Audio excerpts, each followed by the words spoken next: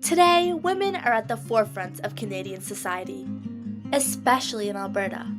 However, not so long ago, life was very different for women in Canada.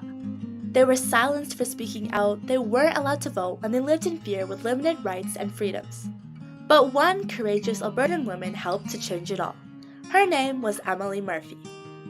In order to understand her story as a changemaker and true Alberta champion, let's journey back to 1868, the very beginning of Emily's life. Emily was born into a well-off family in Ontario. She went to school in Toronto where she met her future husband, Arthur Murphy. In 1903, Emily moved to Manitoba with her husband and 2 daughters. 4 years later, the family moved to Edmonton. Emily enjoyed writing and published a few books. She also had a strong interest in protesting for the rights of women and children. Most notably, Emily began a campaign to protect the property rights of married women. In 1915, she successfully persuaded the Alberta legislature to pass the Dower Act, which gave women legal rights to part of their husband's property. The following year, Emily, as a member of the Edmonton Local Council of Women, tried to attend the trial of several women who had been arrested.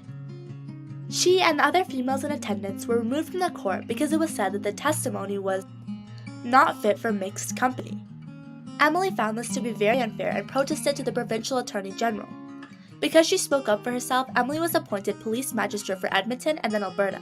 She was the first female magistrate in the British Empire.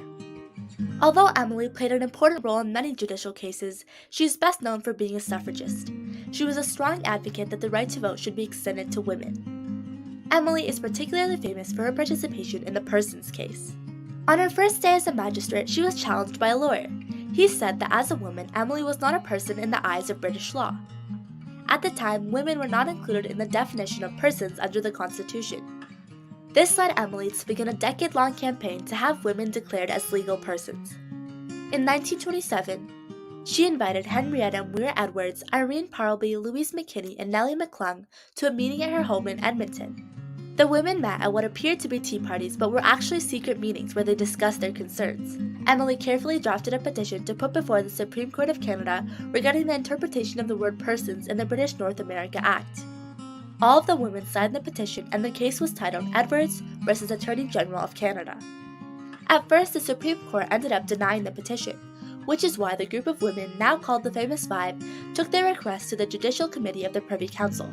This was Canada's highest court of appeal at the time. In October of 1929, after much deliberation, the Privy Council reversed the decision of the Supreme Court. It concluded that the word persons does include women and that women are eligible to be summoned to and become members of the Senate of Canada. Unfortunately, Emily was never able to see her hard work truly come to life, as she died in 1933. However, Emily's contributions were not forgotten. She was named a Person of National Historic Significance and an honorary senator. A park was also created in Emily's honor in Edmonton, and there are many statues of the Famous Five all around Canada. Although Emily has certainly changed history, she's been criticized for being racist and supporting the eugenics movement, which was the idea that the human race could be improved by controlling reproduction. What Emily supported was not right, but instead of denying her role as a changemaker because of some of her beliefs, we should learn from her mistakes and try to create a better future.